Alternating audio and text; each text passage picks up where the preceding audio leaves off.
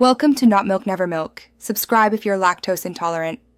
You start now by ensuring the phone has at least 20% charge and is responsive. This prevents shutdowns mid-process. Once done, remove cases, OTG drives, and Bluetooth accessories so they aren't interpreted as input. Next, make sure you know your lock PIN or pattern because you may need it after reboot. Press and hold the power key to reveal the power menu. If the menu includes Restart, you'll use it shortly. These quick checks speed the rest of the recovery. You now force a clean reboot to clear safe mode flags.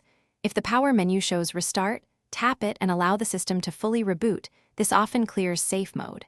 If Restart isn't available, hold power for 10 seconds to force shutdown, then power on. On some models, you must press power plus volume down to boot normally. Release when the logo appears. Watch the screen corner during boot. If the safe mode label vanishes after reboot, proceed to confirm stability and app behavior.